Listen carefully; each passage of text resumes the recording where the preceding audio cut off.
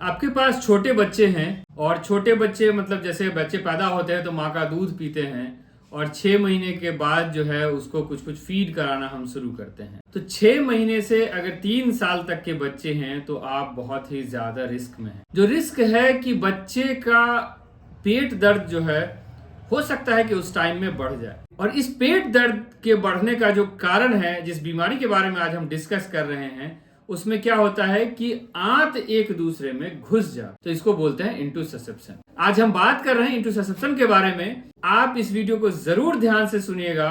इसमें ये डिस्कस करेंगे कि आप इस इंटूससेप्शन से बचने के लिए कैसे उपाय कर सकते हैं, क्योंकि ये एक जानलेवा बीमारी है। आप स्किप नहीं करेंगे वीडियो को। अच्छा लगे तो दूसरे लोगों तक शेयर कीजिएगा। जिनके पास छोटे बच्चे हैं लाइक कीजिएगा, सब्सक्राइब कीजिएगा और कुछ अच्छे कमेंट कीजिएगा। तो शुरू करते हैं इंटूससेप्शन के बारे में कि होता क्या है। जैसे मैंने पहले बताया कि जैसे आंत का एक हिस्सा है, ये मान लीजिए कि आंत का हिस्सा है, इधर से चल के इधर आंत जा रहा है। तो ये जो शुरू का हिस्सा है आंत का, कभी कभी होता है कि लास्ट के या बाद के हिस्से में इस तरह से घुस जाएगा। इसको इंटूससेप्शन बोलते हैं। इसको रिसिपिएंट है तो इंटूससेपिएंट बोलते हैं। इसको जो घुसा है उसको इंटूससेप्टम बोलते हैं। तो होता क्या है, क्यों होता है और कैसे होता है, उसके बारे में बात करेंगे। कौन कौन लोग रिस्क में। तो 6 महीने से जो 3 साल के बच्चे हैं ये ज्यादा रिस्क में रहते हैं इसमें, क्योंकि उस टाइम में हम बच्चे को फीड कराना शुरू करते हैं। मदर्स मिल्क पे अगर बच्चा रहता है तो वो बॉडी उस चीज के लिए अडेप्टेड रहती है कि हाँ हमको मदर्स का मिल्क मिलेगा और उसी हिसाब से बॉडी में एंटीजन एंटीबॉडी जनरेट होता है। लेकिन क्या होता है कि जब हम अचानक से 6 महीने के स्टेज पे उसको बाहर का फीड शुरू करते हैं, जैसे दाल का पानी है या पानी है या खिचड़ी है पतला या मिक्स करके आलू है, चावल है, इस तरह की चीजें देते हैं, तो उसको एक नई चीज मिलती है बॉडी को। नई चीज मिलती है बॉडी को, तो बॉडी का जो इंटेस्टाइन है उसको टच करता है और उसके अगेंस्ट वो रिएक्ट करता है। तो रिएक्ट करने से क्या होगा कि उसमें जो इंटेस्टाइन के जो वॉल है, जो दीवार है इंटेस्टाइन की, उसमें लिम्फ नोड रहता है। वो रिएक्शन की वजह से फूलने लगेगा। आपको मैंने पहले बताया था मेसेंटिक लिम्फेडेनोपैथी के कॉज में कि अगर कोई भी इंफेक्शन होगा तो लिम्फ नोड इंटेस्टाइन का या इंटेस्टाइन के बाहर का बढ़ेगा। तो यहां पे अगर इंटेस्टाइन के बाहर का बढ़ेगा तो उससे बहुत ज्यादा नहीं कंसर्न रहेगा, लेकिन इंटेस्टाइन के अंदर का अगर लिम्फ नोड बढ़ेगा तो क्या होगा कि वो एरिया भारी हो जाएगा। भारी हो जाएगा और इंटेस्टाइन जब चलता है, जब उसका मूवमेंट होता है, पेरिस्टाल्टिक मूवमेंट बोलते हैं, तो वो इधर से इधर लेके घुस जाएगा। इसको इंटूससेप्शन बोलते हैं। कॉज के बारे में हम बात कर रहे हैं अभी। तो कॉज एग्जैक्टली कोई कारण नहीं पता है। प्रपोज कॉज बोलते हैं कि ये भी हो सकता है, ये भी हो सकता है, ये भी हो सकता है। तो बहुत सारे कारण होते हैं। आप कारण के बारे में सुनेंगे, ऑब्वियसली इन चीजों से अपने बच्चे को बचा के रखेंगे तो इंटूससेप्शन का चांसेस कम है और एक ड्रेडफुल जो कॉम्प्लिकेशन है इसका, उसके चांसेस कम हो जाए। जैसे देखिए कि सीजन जब चेंज होता है तो वायरल इन्फेक्शन होता है, बैक्टीरियल इन्फेक्शन होता है, बहुत सारा इन्फेक्शन होता है। इंटेस्टाइन की बात कर रहे हैं हम कि बहुत सारा इंटेस्टाइन का इन्फेक्शन होता है जिसमें लूज स्टूल होता है, डायरिया होता है, जैसे जनरली रोटा वायरस के इन्फेक्शन में होता है कि लूज स्टूल या डायरिया होता है। तो वो इन्फेक्शन से लड़ने के लिए लिम्फ नोड इंटेस्टाइन का बढ़ता है और मैंने जैसे बताया कि लिम्फ नोड बढ़ेगा तो इंटेस्टाइन भारी होगा और ये घुस जाएगा, तो इंटूससेप्शन कॉज कराएगा। बहुत बार ऐसा होता है कि इटसेल्फ जो है इंटेस्टाइन में कुछ एनाटॉमिकल एबनॉर्मलिटी है, मतलब माँ के पेट से ही कुछ प्रॉब्लम ऐसा आ गया है जिसकी वजह से इंटेस्टाइन वहां का भारी हो जाएगा और वो घुस जाएगा। जैसे इंटेस्टाइन के बाहर हम लोग मैकल्स डायवर्टिकुला बोलते हैं, जैसे आइलियम है, मतलब स्मॉल इंटेस्टाइन, जेजुनम और आइलियम होता है।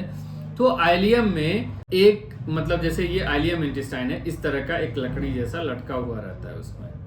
तो इससे कनेक्शन अम्बलाइकस का रहता है, माँ के पेट में बच्चे को खाना उससे मिलता है। तो अगर मान लीजिए कि वो तो कट गया तो थोड़ा सा हिस्सा बचा हुआ रह जाता है, तो उसकी वजह से भी वो वहां से इंटेस्टाइन घुस सकता है। या कभी कभी ऐसा होता है कि पोलिप रहता है, मतलब जैसे लिम्फ नोड बताया उसी तरह का एक इनग्रोथ रहता है इंटेस्टाइन के अंदर में, उसकी वजह से वो इंटूससेप्शन हो सकता है। और भी बहुत सारी चीजें होती हैं, सबके बारे में बहुत ज्यादा डिस्कस करना जरूरी नहीं है। जो चीजें आपके लिए इंपॉर्टेंट है बस वही डिस्कस। बहुत बार ऐसा होता है कि बच्चे जब ऑपरेशन करा के आते हैं तो इंटेस्टाइन की चाल थोड़ी कम होती है, उस कंडीशन में भी घुस जाता है। तो उस कंडीशन में भी इंटुसेप्शन देखने को मिलेगा।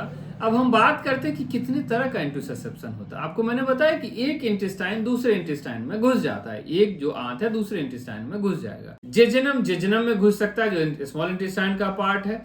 आइलियम में घुस सकता है जो कि स्मॉल इंटेस्टाइन का पार्ट है।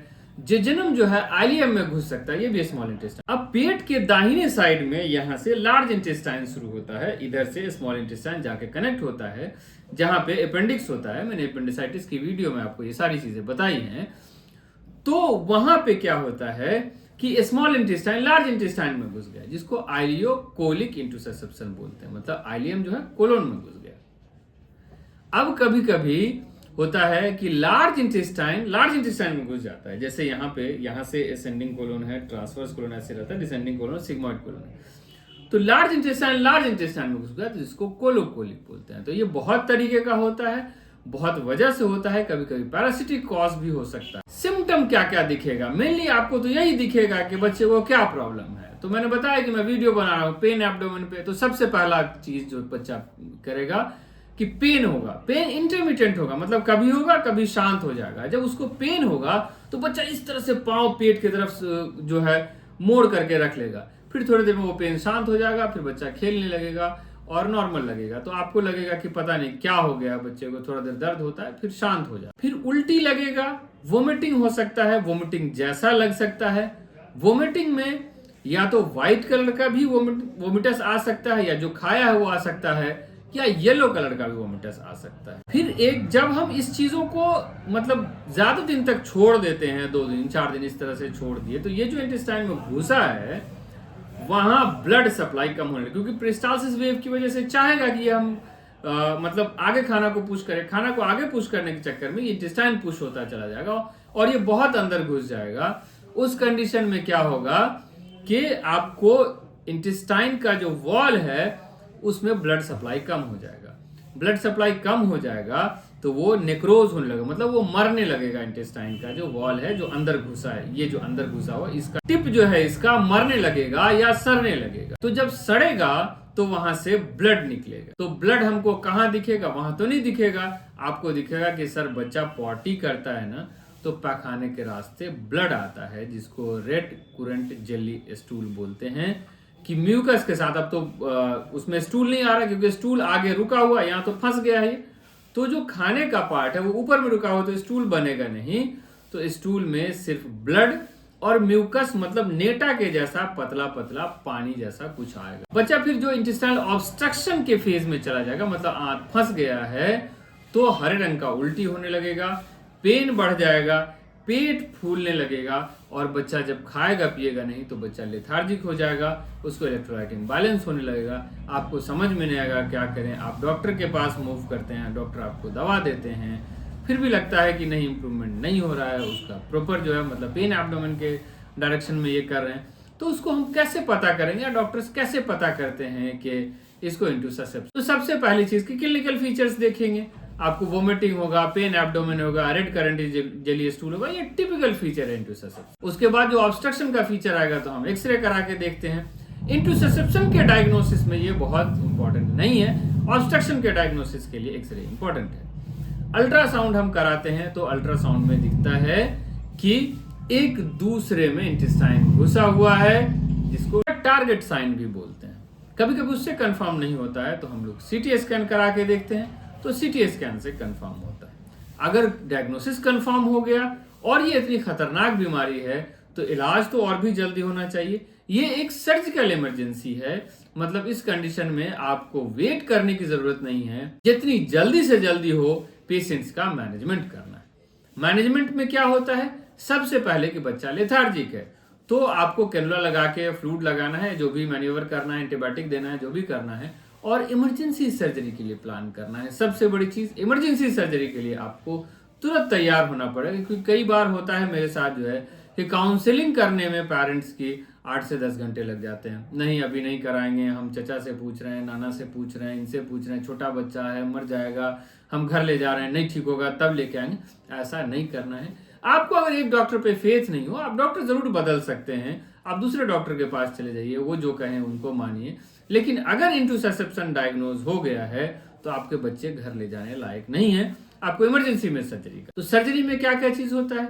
अब दो तरीके का चीज ये भी होता है इंटरसेप्शन, जैसे कि ऑब्स्ट्रक्टिव, नॉन ऑब्स्ट्रक्टिव। आपको कहा कि ऑब्स्ट्रक्शन हो जाएगा तो पेट फूलने लगेगा, आपको जो है सो हरे रंग की उल्टी होने लगेगी, बच्चा लेथार्जिक हो जाएगा। अगर नॉन ऑब्स्ट्रक्टिव है, मतलब आंत तो घुसा हुआ है लेकिन इतना अंदर नहीं गया, इतना नहीं फंसा है कि ये ल्यूमेन ब्लॉक हो जाए अंदर घुसा हुआ का, ये ल्यूमेन थोड़ा खुला हुआ है, तो उसमें जो लिक्विड डाइट अगर हम कुछ लेते हैं तो वो जाता रहेगा उसमें।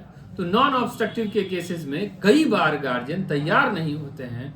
हम अगर काउंसिल करते हैं तो नहीं सर पता नहीं क्या है, मुंह पर तो नहीं बोलते हैं कि नहीं सर हम ऑपरेशन नहीं कराना चाहते हैं, नहीं सर हम नानी से पूछ के आते हैं, दादी से पूछ के आते हैं, दादा से पूछ के आते हैं, बहुत लोगों से। और इस कंडीशन में ऐसा होता है कि बच्चा को अब ब्लड आने लगता है स्टूल से, रात के 12 बजे भाग के आते हैं, रात के 12 बजे इमरजेंसी कंडीशन है और आपको कोई एनेस्थेसिस्ट नहीं मिलेंगे, डॉक्टर नहीं मिलेंगे, बहुत सारी प्रॉब्लम होने लगती है। तो ये जब भी डॉक्टर डायग्नोज करें, बोले आपको ऑपरेशन के लिए, बहुत तरीके का ऑपरेशन होता है। एक तो पेट खोल करके ऑपरेशन होता है, दूरबीन से ऑपरेशन होता है और पैखाना के रास्ते जाकर के ऑपरेशन होता है। हम अगर अर्ली स्टेज में बच्चे आ जाते हैं तो हम पैखाना के रास्ते से जाकर के ऑपरेशन करते हैं और ये ऑपरेशन में स्कारलेस होता है, कहीं स्कार नहीं रहेगा। बच्चा 1 से 2 दिन में उसको छुट्टी कर सकते हैं, क्योंकि 1 से 2 दिन हम रखते हैं उसको मतलब फॉलो अप के लिए कि आगे कैसा बच्चा बिहेव कर रहा है, फिर से ऑब्स्ट्रक्शन तो नहीं हो रहा है या फिर से ठीक तो नहीं हो, मतलब गड़बड़ तो नहीं हो रहा है। अगर आप ऑब्स्ट्रक्टिव फेज में आते हैं कि मतलब ऑब्स्ट्रक्शन हो गया, तो तब भी हम ट्रायल जरूर देते हैं पैखाना के रास्ते जाकर करने की, लेकिन बहुत बार उस कंडीशन में हमको सक्सेस नहीं मिलती है और हमको ऑपरेट करना पड़ता है बच्चे को। तो ऑपरेट करने के कंडीशन में कई बार ऐसा होता है, देखा गया कि आंत सड़ा हुआ है। अगर आंत सड़ गया है तो फिर हमको आंत को काट करके हटाना पड़ता है और दोनों आंत को जोड़ना पड़ता है। ये एक जिंदगी मौत का सवाल होता है बच्चे के लिए। बच्चे के लिए तो होता ही है, गार्जियन के लिए ये होता है कि स्टे बढ़ जाता है हॉस्पिटल में, 7 से 8 दिन का स्टे हो जाता है, खर्च बढ़ जाता है गार्जियन का। तो आप इस स्टेज में नहीं जाने दें अपने बच्चे को। आप एज अर्ली एज पॉसिबल आप इंटरसेप्शन का जो भी डॉक्टर कहते हैं पैखाना के रास्ते से जाकर के नॉन ऑपरेटिव मैनेजमेंट से ऑपरेट मतलब उसका इलाज कराएं और अपने बच्चे को जल्द से जल्द घर ले जाएं। ज़्यादा से ज़्यादा इस वीडियो को शेयर करें।